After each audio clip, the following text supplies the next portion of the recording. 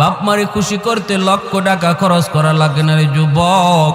মারে বাবারে খুশি করতে বোয়াল মাছ খাওয়ানো লাগে না। মুখ বইরা আম্মা কয়া ডাক দেও, মুখ বইরা আব্বা কয়া ডাক দেও, দেখবা বাপ মার দিল খুশি হয়ে গেছি। আল্লাহ কয় বান্দা তুই তোর মারে খুশি করলি না, যেন আমি আরশের মালিক রে খুশি কইরা নিলি। রাতের বেলা মাথায় একটু তেল লাগায় দিছো মার, বাবার পায়ের তলায় একটু তেল মালিশ কইরা দিছো। ওই রাতে যদি তোমার মরণ হয়, মায়ের নবীর সুসংবাদ তোমার ব্যাপারে, যত বড় গুনাহগার তুমি হও না কেন, সকাল হওয়া মাত্রই তোমার জন্য জান্নাতের দরজা খোলা। সকাল হওয়া মাত্রই জান্নাতের দরজা খোলা। আর একজন যদি জীবিত থাকে, একজনকে খুশি করো, একটা জান্নাতের দরজা তোমার জন্য খোলা। এরপরে নবী বলেন আমান আসবাহা আসিয়ান লিল্লাহি ফি ওয়ালিদাইহি আসবাহা লাহু বাবান মাফতুহান মিনান নার। আর যদি কোনো সন্তান রাতের বেলা মারে কষ্ট দেয়, বাবার কলিজায় আঘাত দিয়া রাতে ঘুমায়, অথচ বাবার কাছে মাপ চাইল না, এমন কথা বলল যেই কথায় বাবার কলিজায় লাগছে, মার কলিজায় লাগছে, এরপরও মার কাছে মাপ চায় নাই, বউ বাচ্চা নিয়ে ঘুমায় পড়ছে।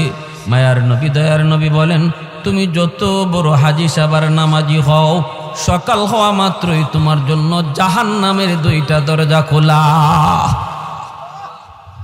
কিলা ইয়া রাসূলুল্লাহ ওয়া ইন যালামা। সাহাবায়ে কেরাম জিজ্ঞেস করে ইয়া রাসূলুল্লাহ, এত বড় কথা, যদি কোনো মা কোনো বাবা সন্তানের সাথে জুলুম করে, যদি কোনো সন্তানের উপরে বাপ মা জুলুম করে, তিনটা সন্তানের ভিতরে দুইটারে মায়া করে, একটারে কম মায়া করে, অথবা সম্পত্তি বন্টন করার সময় একজনরে কম দিছে আর একজনরে বেশি দিছে, এইভাবে যদি কোনো মা বাবা কোনো সন্তানের উপরে জুলুম করে গো নবী, তবুও কি সন্তান বাপ মার সাথে ভালো আচরণ করবে? এই প্রশ্ন যখন মায়ার নবীকে করলেন সাহাবী, আমাদের অনেকেরই মনে এই প্রশ্ন থাকতে পারে।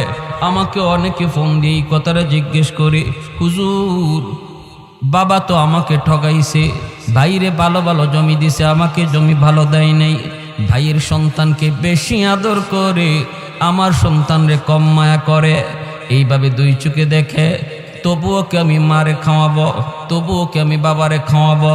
আমি বললাম ভাই জবাবটা আমি দেব না, জবাবটা আমার মায়ার নবী দিছেন। সাহাবীরা একই প্রশ্ন করলেন, নবী জবাব দিলেন ওয়া ইন যালামা ওয়া ইন যালামা ওয়া ইন যালামা। নবী তিনবার বলেছেন যদি বাপ মা জুলুম করে তবুও সন্তান জুলুম করতে পারবে না, ভালো আচরণ করতে হবে। একমাত্র কারণ হলো তিনি আমার মা, একমাত্র কারণ তিনি আমার বাবা, একমাত্র কারণ তিনি আমার বাবা, তিনি আমার মা।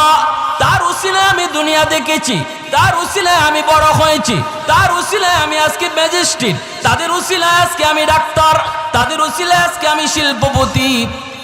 আল্লাহ পাক খালিক আর মালিক, বাপ মা হলো উসিলা, ঠিক কিনা জোরে বলেন। এজন্য আল্লাহ পাক রব্বুল আলামিন পবিত্র কোরআনের সূরাতুল লুকমানের মধ্যে তিনি বলেন আনিশকুরলি ওয়ালি ওয়ালিদাইক, আমি আল্লাহর শুকরিয়া আদায় করো, সাথে সাথে তোমরা তোমাদের মা বাবার শুকরিয়া আদায় করো, সাথে সাথে বলছেন বাপ মার শুকরিয়া আদায় করো, কারণ আমি খালিক আর মা বাবা তোমাদের দুনিয়া আসার উসিলা। অতএব যখনই আমি আল্লাহর শুকরিয়া আদায় করবা খালিক হিসাবে, তখনই সাথে সাথে বাপ মার শুকরিয়া আদায় করো তারা দুনিয়ায় আসার উসিলা হিসাবে। এই যে মুর্দেগান আজ আমাদের কাছ থেকে বিদায় নিলেন, আমাদের কাছে তাদের কোনো পাওনা আছে কিনা? আমরা যে তাদের রুহের মাগফিরাত কামনা করব কোন তরিকায়, কিভাবে তাদের জন্য আমরা উপকার করব, এই বিষয় নিয়ে আমি কিছু কথা বলবো ইনশাআল্লাহ। আল্লাহ যদি আমাকে তৌফিক দান করেন, সবাই বলি আমিন।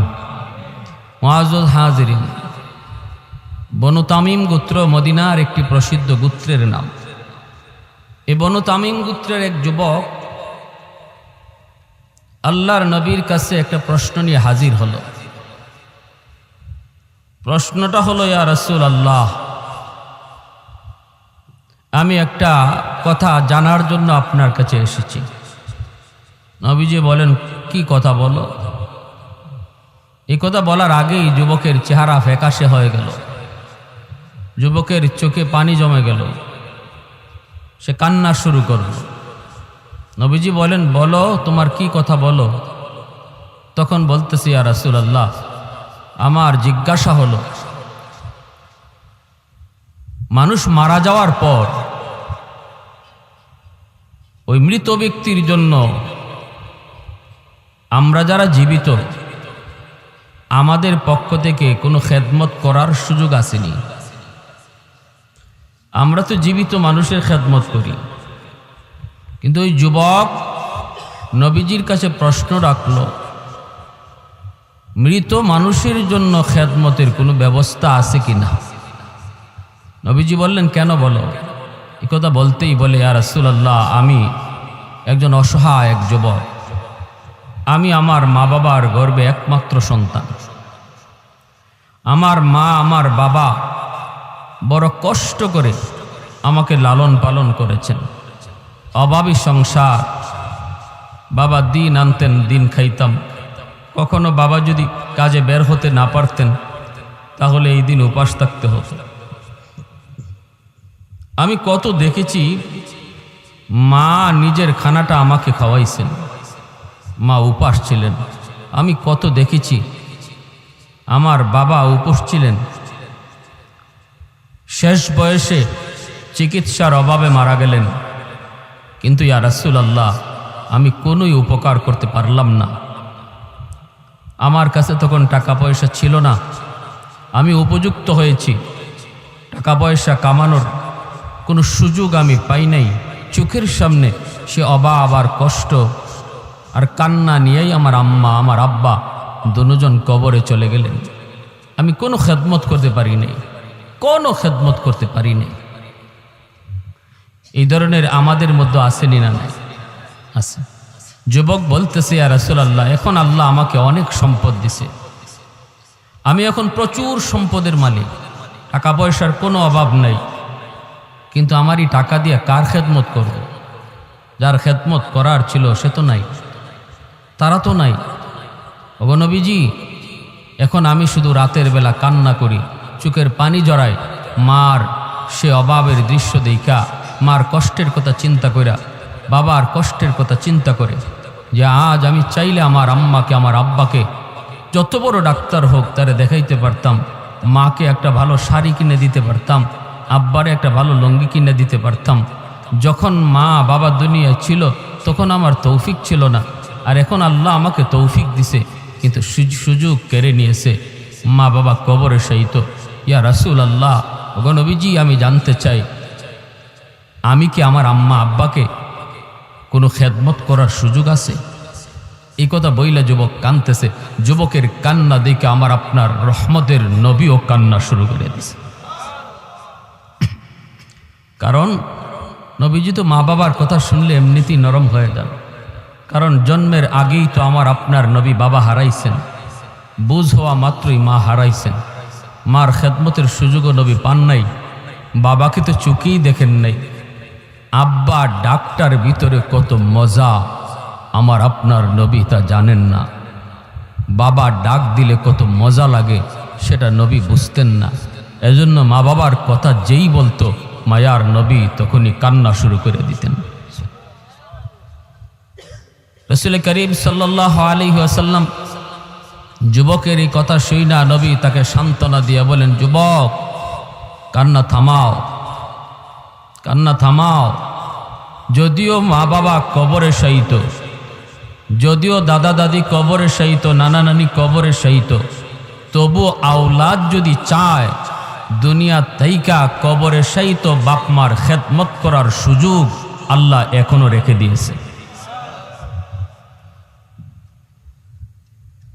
নবীজি বলেন, 5টা কাজ যদি করো হাদিস শরীফ আল্লাহর নবী বলেন, 5টা কাজ যদি করো আল্লাহ তোমার খেদমত মা বাবার কবরে পৌঁছে দিবে। 5টা কাজ কি কি একটু জানার ইচ্ছা আছে সবার? সবাই জানতে আগ্রহী?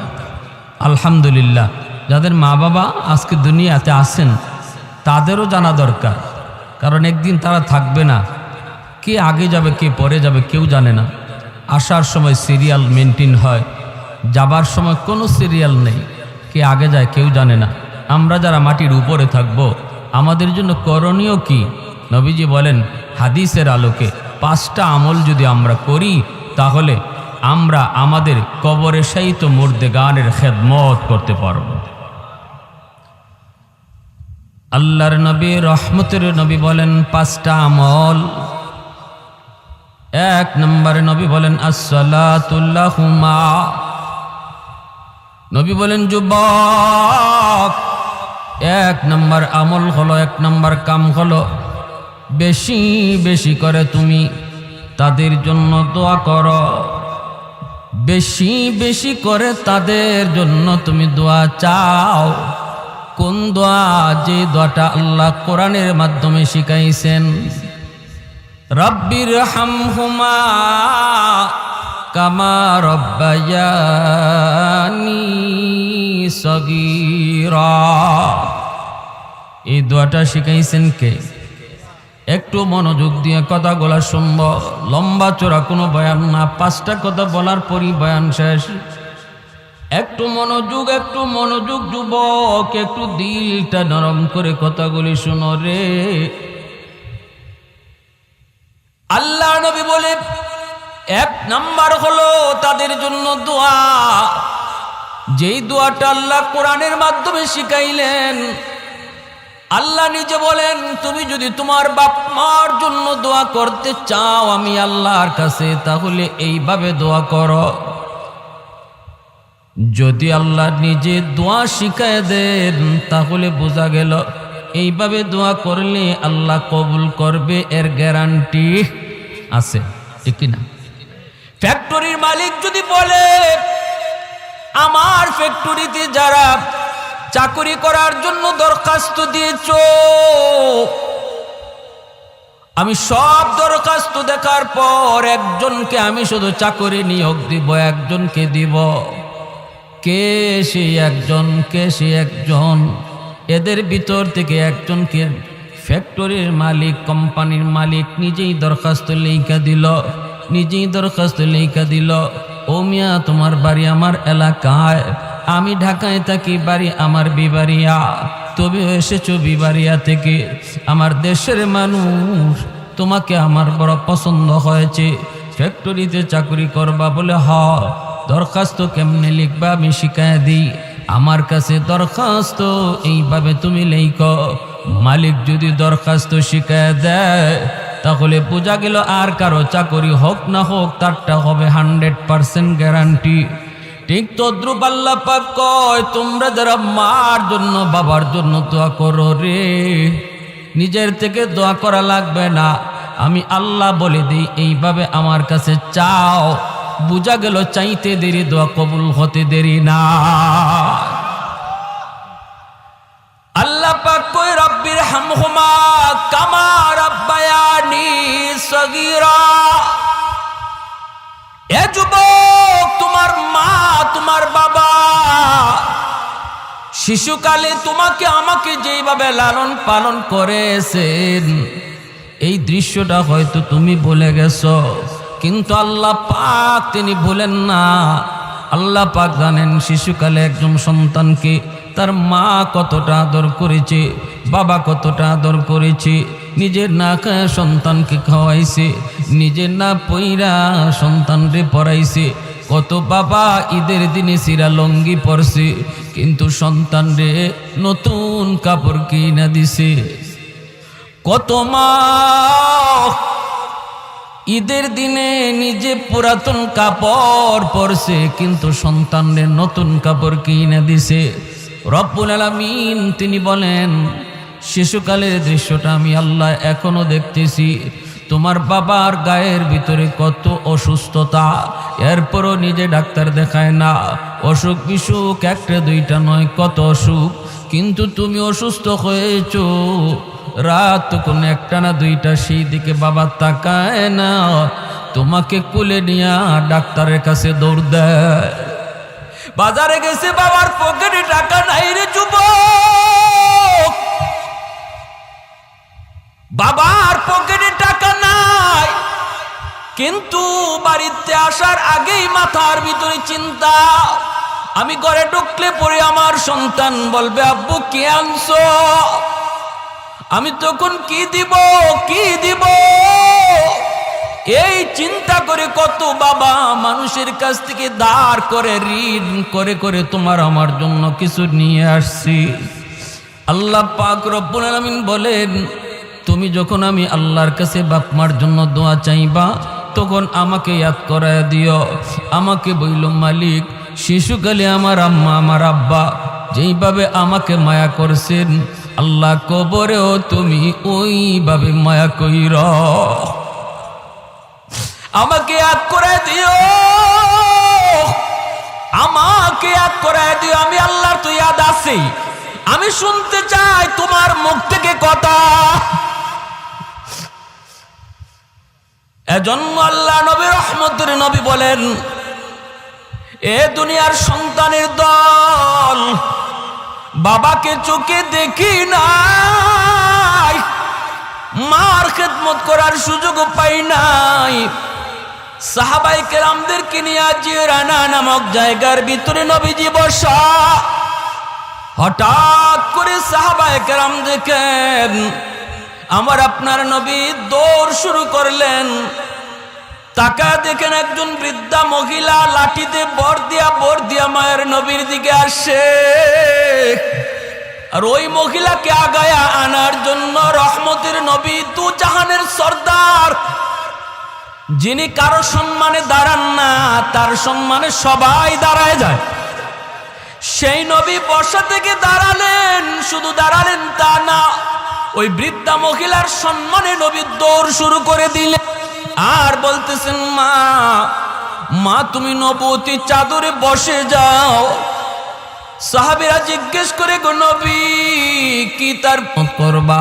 তোমার এক নাম্বার ডিউটি হলো নামাজ পড়ার পর সাথে সাথে মুনাজাত উঠাও, রব্বির হামহুমা কামা রাব্বায়ানি সগীরা বলো। নামাজের আগেও তুমি হাঁটতেছো, মার কতিয়াত হয়েছে, নামাজ ছাড়ো তুমি বলো রব্বির হামহুমা কামা রাব্বায়ানি সগীরা। কোরআন হাদিসের কথা যারা শুনে, যে যুবকগুলি কোরআনের কথাগুলি দিল দিয়া গ্রহণ করে, এই যুবক কোনো দিন মার কবর দেখা বাবার কবর দেখা গান গাইবে না, বরং বাপ মার কবর দেখা মাত্রই সাথে সাথে এই দোয়া করবে। কত যুবক বাবার কবরের পার দিয়া চইলা যায়, বন্ধুদের সাথে গল্প করে করে চলে যায়, দিলের ভিতরে কোনো অনুভূতি নাই, দিলের ভিতরে কোনো পরিবর্তন নাই। না না না যুবক, একটাবার চিন্তা করো রে, একটাবার চিন্তা করো, এই মা এই বাবা কতটা ঋণ তোমার আমার কাছে রাইখা গেছে। আজ যদি আমি আমার বাবার কবর দেখা এই দোয়া পড়ি, আগামীকাল আমার কবরের সামনে আমার সন্তান দোয়া করবে।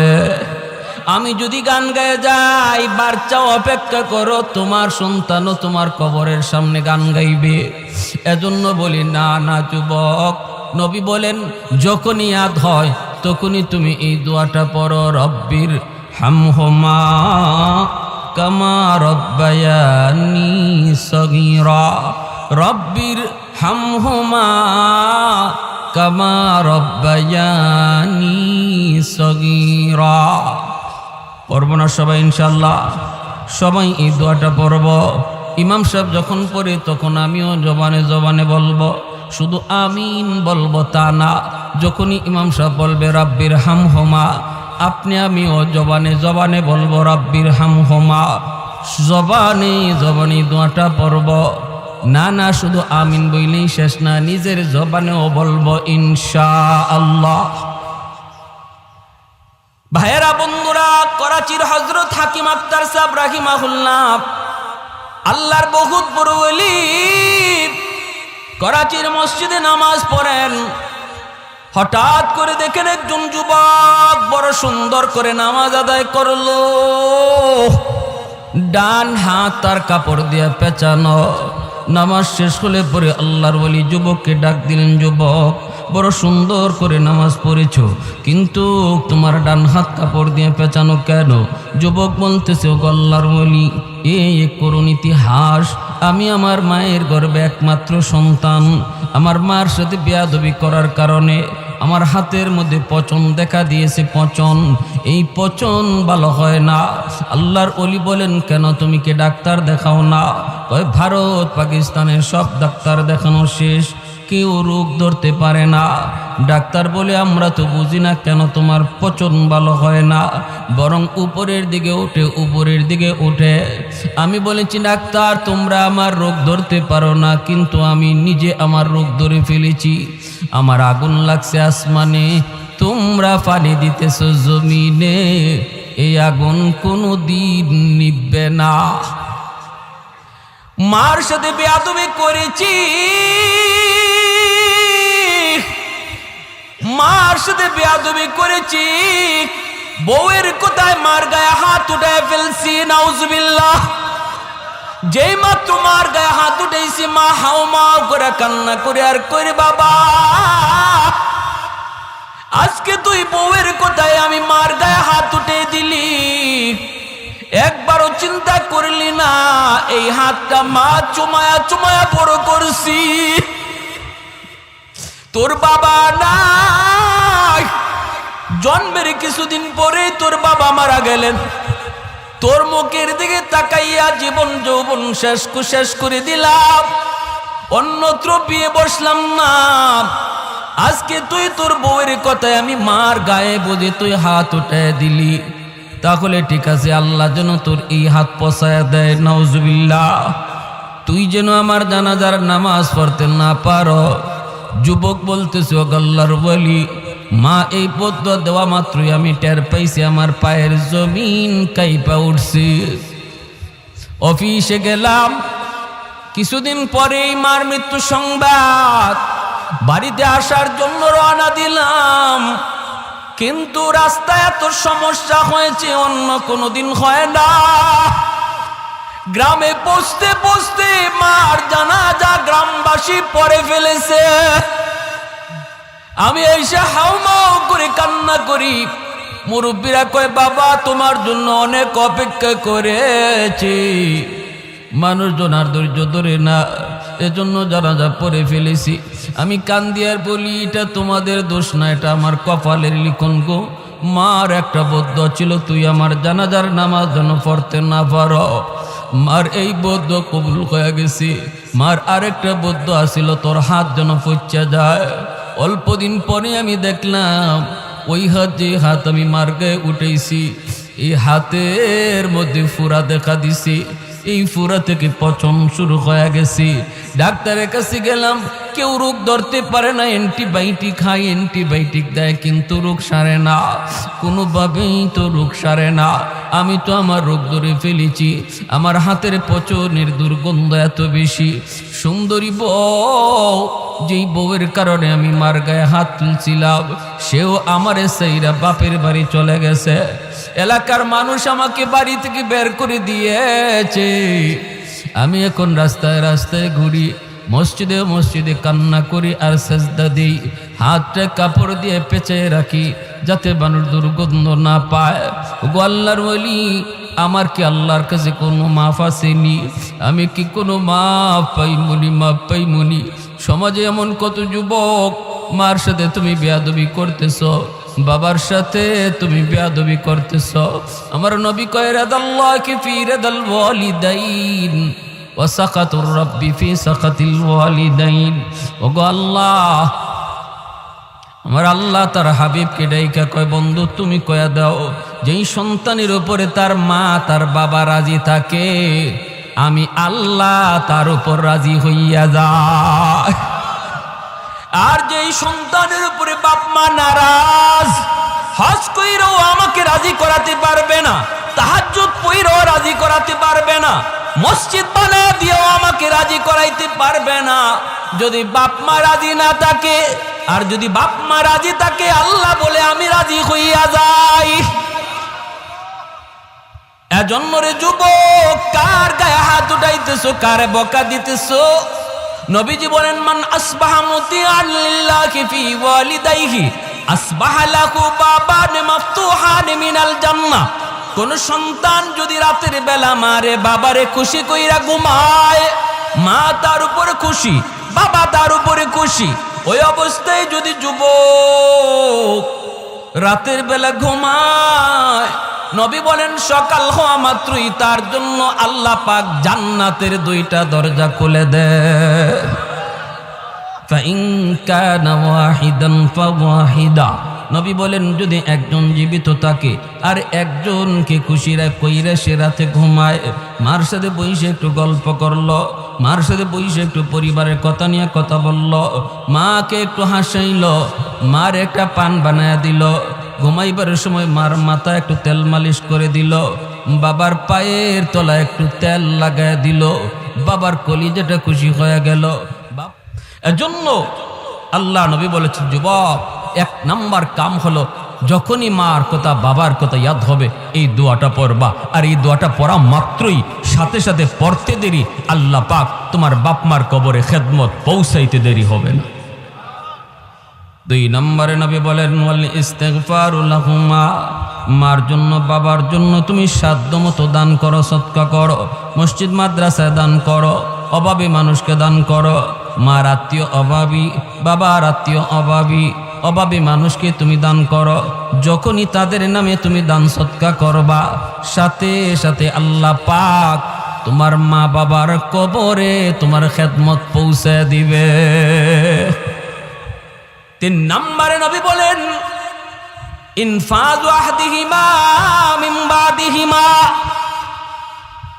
মা বাবার যদি কোনো মানুষে যদি তোমার মার কাছে বাবার কাছে কোনো পাওনা থাকে, কারো ঋণ লইয়া যদি মা কবরে যায় থাকে, বাবা কবরে যায় থাকে, নবী বলেন 3 নাম্বার হলো বাবার ঋণ পরিশোধ করো। যখনই তুমি বাবার ঋণ পরিশোধ করবা, সাথে সাথে বাবার কবরে তোমার খেদমত পৌঁছায় দিবে কে? আর একটু জোরে বলেন কে? আর একটু জোরে বলেন কে? বাবার ঋণ তুমি পরিশোধ করবা, পৌঁছে দিবে আল্লাহ তোমার খেদমত। ভাইয়েরা, বন্ধুরা, প্রতিবেশীর হক নষ্ট করেছে তোমার বাবা, তুমি জানো 1 হাত 1.5 হাত জায়গা বাবা জোর দখল করে নিয়েছে।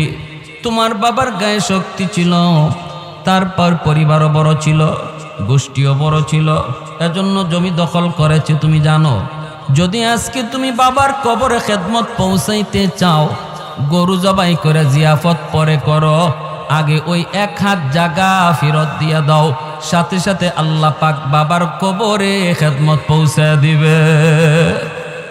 তোমার ফুফুদের পূর্ণ হক নষ্ট করেছে, তোমার আব্বা তোমার ফুফুদের হক দেয় নাই, তোমার প্রতি দরদি হইয়া, তোমার প্রতি দরদি হইয়া, সন্তানের ভবিষ্যতের কথা চিন্তা কইরা বোনদের হক অনেক ভাইয়েরাই নষ্ট করে। বোনের জমি দেয় না, অথচ বোনের যে অংশ আছে অংশটা ধার্য করেছেন কে? আর একটু জোরে বলেন কে? খালি জমি জমা না, বাড়িও আসতে মাতেন দিকে। আপনাদের সমাজে এই কথার প্রচলন আছে নাকি? কয় বাড়িও লই দিবি, বাড়ির অংশ লই দিবি। যত ব্যক্তিতে বাপের বাড়ির থেকে বাড়ির অংশ নিছে, সাথে সাথে বাপের কবর ফাইটে গেছে। নাউজুবিল্লাহ, জোরে কম ডর লাগায়, বোনরে ডর লাগায়। আবার কয় বাড়ির অংশটা লই যাইবি, বেড়াইতে আইবি না? তো বেড়াইতে আইবি না, ভাইয়ের বাড়িতে বেড়াইতে আইবি না, সব লইয়া গেলে বেড়াইবে কই? তাহলে বোঝা যায় বেড়ানি যাইতে হইলে আগে জমি রাখা লাগে। এখন যদি জিজ্ঞেস করে কেউ যে তুমি যে তোমার শালির বাড়িতে বেড়াইতে যাও, তুমি যে তোমার সমন্দির বাড়িতে বেড়াইতে যাও, এখানে কয়েকের জায়গা আগে জমা রাখছো? বোনের ব্যাপারে যে বলো যে তুই ভাইয়ের কাছ থেকে সব সম্পদ যদি লইয়া যাস, তাহলে বেড়াইতে আইবি না। তুমি যে অন্যত্র বেড়াইতে যাও অথবা বোনের বাড়িতেও যাও, মাঝে মাঝে যাও, বোনের ওখানে তুমি কয়েকের জমি রাখছো? কথা ঠিক কিনা ধরে বলেন? এই ধরনের ধোঁকাবাজি কথা বইলা যারা বোনের হক দিচ্ছেন না বা দেয় না, মনে রাখবা তুমি যত বড় হাজি হও, যত বড় গাজী হও, কবরে যাওয়া মাত্রই আগুন শুরু হইছে। আর এই আগুন নিবানোর একমাত্র পথ, তার সন্তান যদি চায় যে বাবার কবরে আগুন নিবাই, যদি সন্তানটারে দিন শিখায় থাকো, সন্তানের অন্তরে আল্লাহর ভয় ঢুকায় যাও, যদি সন্তানরে আল্লাহর পরিচয় শিখায় যাও, আখিরাতের ফিকির তার অন্তরে ঢুকায় যাও, তাহলেই শুধু বাঁচার একমাত্র পথ। এই সন্তান যদি মনে করে আল্লাহ আমার আব্বার কবরে আগুন নিবানো দরকার, সেই শুধু পারে এই অংশটা ফেরত দিবে, ফুফুদেরকে ডাকবে, ফুফু না থাকলে ফুফাতো ভাই বোনরা ডাকবে, ডেককে বলবে তোমাদের যে অংশটা আছিল পুরাপুরি লয়ে যাও, পুরাপুরি দিয়া দিবে। যদি তোমার চাচারে ঠগায়া থাকে, চাচারে ডাকো, ডেককে নাইলে চাচাতো ভাই বোনরে ডাকো, ডেককে তাদের অংশটা তাদেরকে বোঝাও। যেদিন বুঝাইবা, যেদিন ফেরত দিবা, ওই দিনই বাবার কবরের আগুন নিববে। কথাটা শক্ত হয়ে গেছে কি ভাই? অসুবিধা হইতেছে আপনাদের? এর আগে 10টা গরু জবাই করে জিয়াফত করলেও কবরের আগুন নিববে না, কবরের আগুন নিববে না। আরেকজনের হক নষ্ট কইরা তুমি কবরে যাবা, আর এই হক ফেরত না দিয়া তোমার সন্তান 10টা গরু জবাই কইরা জিয়াফত করছে, লাভ নাই। এজন্য আল্লাহ নবী বলে, যুবক যদি তুমি তোমার মা বাবার খেদমত করতে চাও, তাহলে 3 নাম্বার কাজ হলো, মা বাবার কাছে যদি কোনো ঋণ থাকে কারো, তারা যদি ঋণ লইয়া কবরে যায় থাকে অথবা কারো হক নষ্ট কইরা কবরে যায় থাকে, সেই হকটা তুমি দ্রুত ফেরত দাও, সাথে সাথে তোমার খেদমত কবরে পৌঁছায় দিবে কে? আল্লাহ। কি ভাই অসুবিধা হইতেছে? কথাগুলা জানার দরকার আসেনি না নাই? 4 নম্বর আল্লাহর নবী বলেন, সিলাতুর রাহমিল্লাতি লা তুসালু ইল্লা বিহিমা। আল্লাহর নবী রহমতের নবী বলেন, যুবক 4 নম্বর হলো তোমার মার যাদের আত্মীয় স্বজন আছে, মা দুনিয়ায় নাই কিন্তু মার আত্মীয় স্বজন এখনো দুনিয়ায় আছে। যেমন মামা মায়ের আত্মীয়, খালা মামার মায়ের আত্মীয়, নানা মায়ের আত্মীয়, নানি হলো মায়ের আত্মীয়, খালাতো ভাই বোন মায়ের আত্মীয়, মামাতো ভাই বোন তোমার মায়ের আত্মীয়। মাছকে কবরে যদি তুমি মায়ের কবরের আগুন নিবাইতে চাও অথবা কবরে খেদমত পৌঁছাইতে চাও, নবী বলেন তাদের রক্তের মানুষের সাথে সুসম্পর্ক রাখো। মামাতো ভাই বোনকে ডাকো, খালাতো ভাই বোনকে ডাকো, ওদের বিপদে তুমি পাশে যায় দাঁড়াও। যখনই তুমি একটা ফোন দিয়ে কইবা কিরে ভাই কেমন আছো, কেমন আছো, নবী বলেন যেন তুমি কবরে ফোন লাগাইছ। মার কবরে তোমার ফোন লাগাই দিবে আল্লাহ। তুমি ফোন দিছো মায়ের রক্তের মানুষ কেমন আছে, কিন্তু আজকে আমাদের চিত্র হলো এমন, নিজের মানুষ পর হয়ে যায়, পর আপন হয়ে যায়। ঠিক কিনা জোরে এখন? আজকে পর আপন হয়ে যায়, আপন পর হয়ে যায়। মামা চিকিৎসার অভাবে মারা যায়, বাগনা খবর নেয় না। মার নামে গরু জবাই করে, কিন্তু মামা অসুস্থ। হাদিস জানি না, আমার নবীর কথা জানি না, বিদায় আমরা বুঝি না, আমল করি না। মায়ার নবী দয়ার নবী বলেন যে যুবক, একজন যুবক আমার নবীর সামনে শুধু দাঁড়ানো, আর রহমতের নবী সরওয়ারে দু জাহান তিনি ওয়াজ করেন। বক্তা হলেন একজন, শ্রোতা হলেন একজন। নবী 4 নম্বরে বলেন, বাবা তোমার দুনিয়াতে আজকে জীবিত নাই, কিন্তু বাবার আত্মীয় স্বজন দুনিয়ায় আছে, দাদা আছে, দাদি আছে, চাচা আছে, চাচি আছে, ফুফু আছে, ফুফা আছে, ফুফাতো ভাই বোন, এরা হলো তোমার বাবার রক্তের মানুষ। এরে যুবক, যদি বাবার কবরে তুমি খেদমত পাঠাইতে চাও, বাবার রক্তের মানুষগুলির খবর নেও, এদের সুখে দুঃখে তুমি পাশে থাকো, সাথে সাথে আল্লাহ পাক তোমার খেদমত বাবার কবরে পৌঁছায় দিবে কে? আমরা সপ্তাহে অন্তত একবার ফোন করতে পারি। আরে ভাই, ফোন দিলেই যে টাকা দেওয়া লাগবে তা তো না, ঠিক না? মাসকে মাস চলে যাক, ভাতিজা চাচার খবর নেয় না, ভাগনা মামার খবর নেয় না, খালার খবর নেয় না।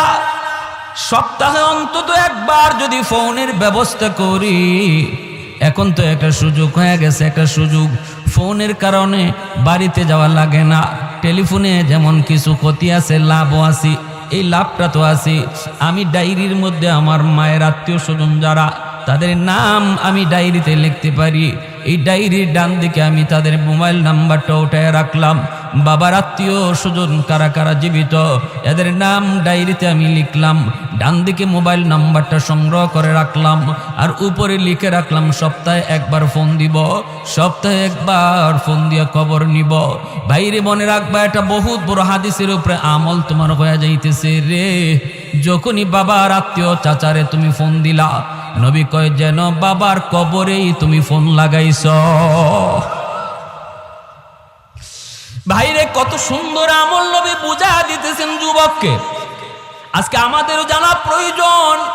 আজকে আপনারা যারা গ্রামবাসী এত সুন্দর মাহফিলের আয়োজন করেছেন আপনাদের মধ্যেখানের রুহের মাগফিরাতের জন্য, কি করবেন তাদের জন্য, করণীয় কি কথাগুলো একটু মনোযোগ দিয়ে শুনেন। এরপরে মায়ার নবী দয়ার নবী বলেন 5 নম্বর, ইকরামু সাদিকিহিমা মিন বাতিহিমা। নবী বলেন বাবার যারা বন্ধু বান্ধব তাদের সাথে তুমি সুসম্পর্ক রাখো, তাদের সাথে খোঁজখবর রাখো, তাদেরকে দেখলে তুমি শ্রদ্ধা কইরো।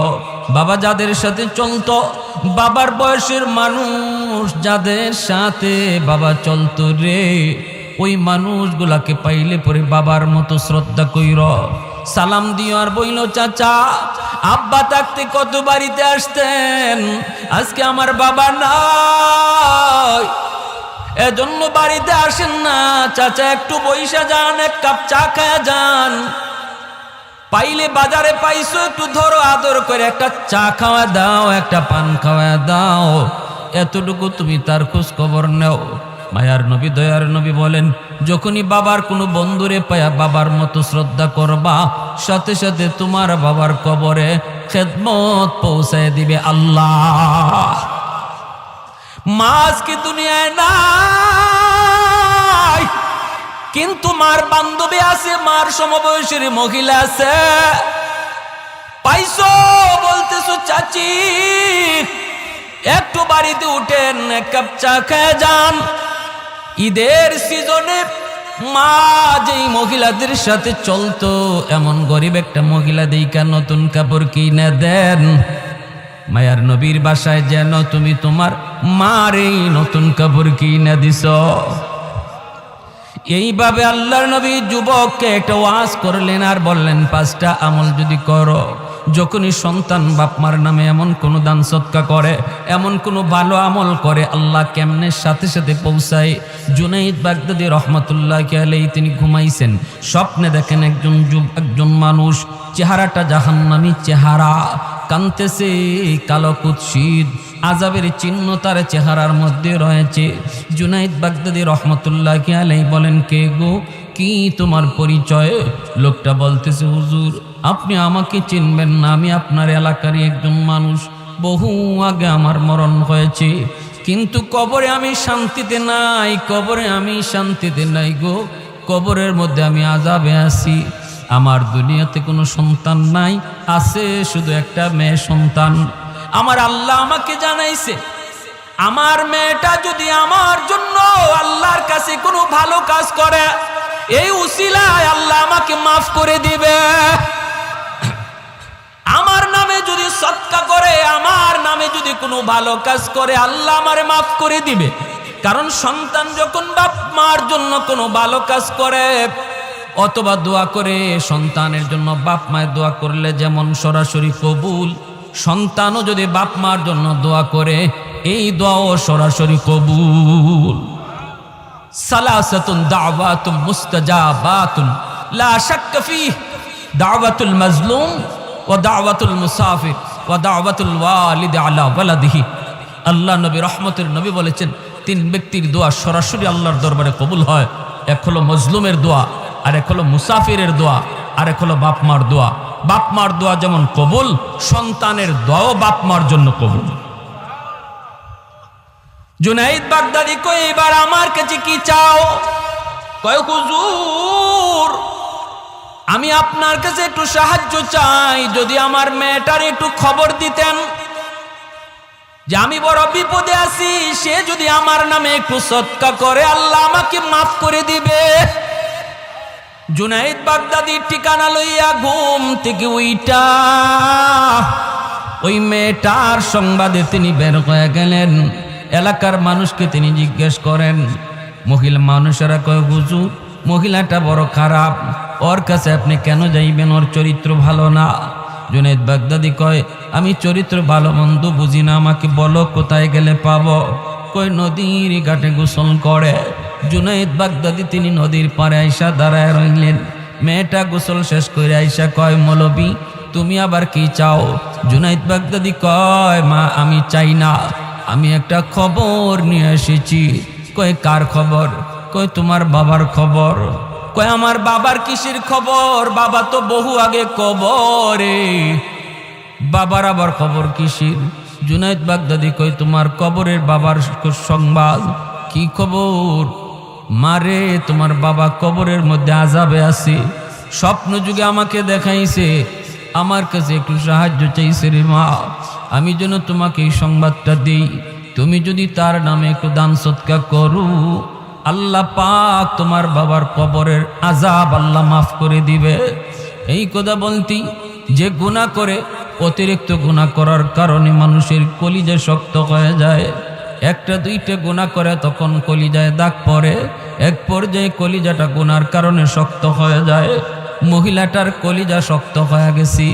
জুনাইদ বাগদাদির দিকে এক মুঠ পানি হাতে নিয়া ঢিল মারছে ঠাট্টা কইরা, আর কয় এইটুকু পানি আমার বাপের রুহের মাগফিরাতে সদকা করলাম। জুনাইদ বাগদাদি দেহটা সরায় নিলেন, পানিটা ওনার দেহে পড়ল না, পানিটা পড়ল মাটিতে। আর জুনাইদ বাগদাদি তিনি চলে গেলেন আফসোস করে করে, হায় রে এমন সন্তান বুঝি হয় যেই সন্তানের জন্য বাবা রাতকে দিন বানাইল, যেই সন্তানের জন্য বাবা রক্ত পানি করলো, মাথার গাম পায়ে ফালাইল, এই সন্তান বুঝি বাবার জন্য এই করে। কষ্ট পেয়ে তিনি বাড়িতে চলে গেলেন, রাতে ঘুমাইলেন, স্বপ্নে দেখেন ওই মানুষটা, গত রাতের মানুষটা জান্নাতি চেহারা লয়া সামনে হাজির। আল্লাহর ওলি বলে ভাই কি খবর?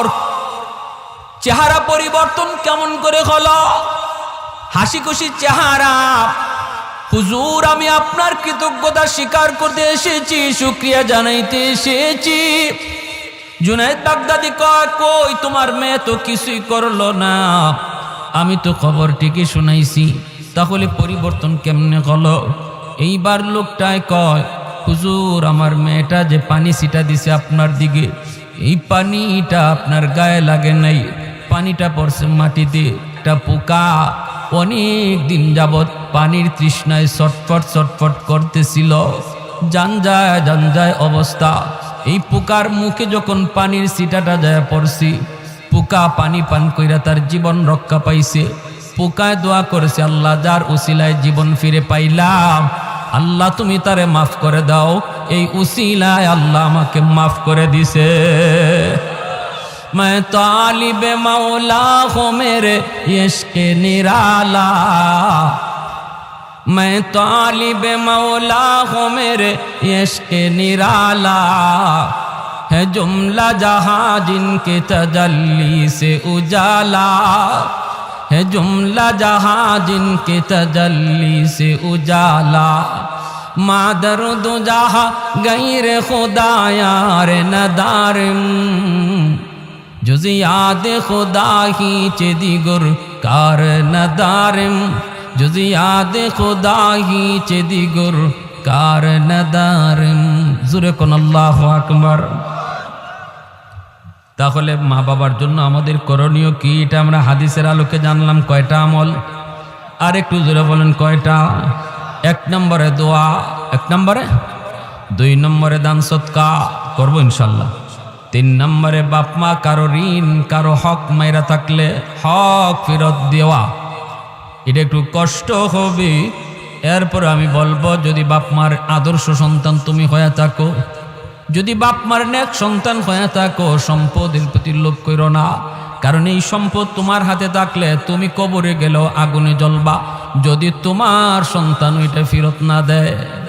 ঠিক কি না? হ্যাঁ, আমি যে জিনিস কবরে সাথে লয়ে যাইতে পারলাম না, এই জিনিসের কারণে কবরে আমি মাইর খাইমু, জাহান্নামের আগুনে জ্বলমু, অথচ এটা জানার পরেও আমি দুনিয়া থাকতে এটার ব্যবস্থা করলাম না, সে বুদ্ধিমান না বোকা? জোরে বলেন, বুদ্ধিমান না বোকা? বোকা, সে বোকা। এজন্য আমার ভাই সাবধান, বোনদের হক কেউ নষ্ট করব না, ছোট ভাইয়ের হক নষ্ট করব না, প্রতিবেশীর হক নষ্ট করব না। এটা খতরনাক কবিরা গুনাহ। আপনার মৃত্যুর পর যদি আপনার সন্তান এটা ফেরত না দেয়, আপনার বাঁচার কোনো পথ নাই, কোনো পথ নাই। কিন্তু সন্তানের দিল তৈরি হলে তো, সন্তান যদি আমি ওইভাবে গইরা তুলি, সন্তানরা যদি দিন শিখায়া যায়, সন্তানরা যদি আখেরাত বুঝায়া যায়, সন্তানরা যদি আল্লাহর পরিচয় জানায়া যায়, তাহলে তো এতটুকু করবে। এতটুকুও তো আমরা করি না, ঠিক কিনা জোরে কর? এতটুকুও তো করি না। তাহলে আমি কেন এত বড় বোকা সাজবো? আমি কেন এই কাজ করব যেই কাজের কারণে আমার মরণের পরে আমার শাস্তি পাইতে হবে, আর বুক করবে অন্যরা, শাস্তি পাইমো আমি, খাইব আরেকজনে, আর শাস্তি পাইমো আমি। এজন্য 3 নম্বর কাজটা হলো আমরা তাদের হক ফিরে, মানুষের হক ফিরে দিব। 4 নম্বর হলো তাদের আত্মীয় স্বজন যারা আছে তাদের সাথে খোঁজ খবর রাখবো। আমার সাথে একটু হাত তুটাইয়ে বলবেন, সপ্তাহে একবার আমরা এরকম ডায়েরির মধ্যে নাম লিখে আত্মীয় স্বজনের, সপ্তাহে না পারি 2 সপ্তাহে একবার আমরা তাদের নাম্বারে ফোন দিয়ে খোঁজ খবর নিব।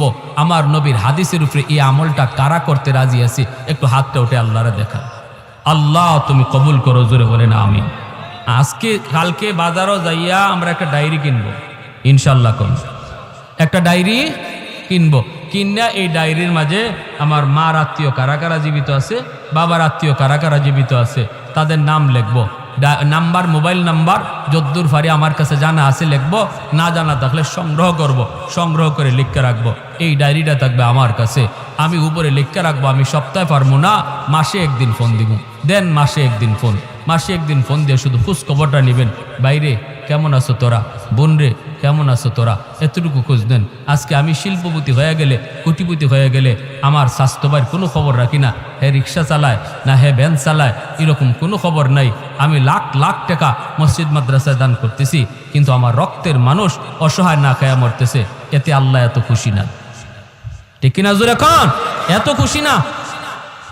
বাবার আত্মা খুশি না, বাবার রুহের মাগফিরাত এই আমলে হবে না যতটা আমলে হবে বাবার রক্তের মানুষের প্রতি খোঁজ খবর রাখলে। বিপদে পড়ে গেছে, চিকিৎসার অভাবে চিকিৎসা করাইতে পারতেছে না, বাবা নাই কিন্তু চাচা চিকিৎসার অভাবে টাকা পাইতেছে না, আপনি এখানে টাকাটা দেন। আল্লাহ নবী বলেন, বাবার রক্তের মানুষের খোঁজ নিবা, সাথে সাথে আল্লাহ তোমার বাবার খোঁজ খবরে নিবে। সুবহানাল্লাহ। আমার ভাই 5 নাম্বার হলো মা বাবার বন্ধু বান্ধব যারা, যদি বন্ধু বান্ধব না পাই, মার বয়সের মহিলা পাওয়া যায়, বাবার বয়সের পুরুষ মানুষ পাওয়া যায়, মুরব্বী মানুষ পাওয়া যায় বাবার বয়সের, বাবা এদের সাথে চলতো, এদেরকে দেখলে পরে সালাম কালাম দিয়া মুসাফা কইরা একটু ভালো করে জিজ্ঞেস করো। ক্ষমতা থাকলে ঈদের দিনে একটা গেঞ্জি কিনে দাও, চাচা একটা গেঞ্জি নাও, বাবা থাকলে বাবারে তো একটা গেঞ্জি কিনে দিতাম, আব্বা থাকলে আব্বার একটা লঙ্গি কিনে দিতাম, নাও তুমি নাও। এভাবে যদি তুমি তাদের অন্তত খোঁজখবর নাও, একটু তাদের সাথে শ্রদ্ধার নজরে কথা কও, আল্লাহ নবী বলেন সাথে সাথে তোমার খেদমত আল্লাহ বাবার কবরে পৌঁছে দেবে। এই 5টা আমল কারা কারা করতে রাজি? হাত উঠে আল্লাহকে দেখান। আল্লাহ তুমি কবুল করো, মঞ্জুর করো। আর এই যে যুবকগুলি দিলের কান্দে কথাগুলি শুনছে, আল্লাহ তাদের আম্মা আব্বার নেক হায়াত তুমি বাড়ায়া দাও। যারা কবরে চলে গেছে তাদের জন্য তোমার নবীর হাদিসের আলোকে আমলগুলি করার তৌফিক দাও। সবাই বলে আমিন। ওয়া আখির দাওয়ানা আনিল হামদুলিল্লাহি রাব্বিল আলামিন।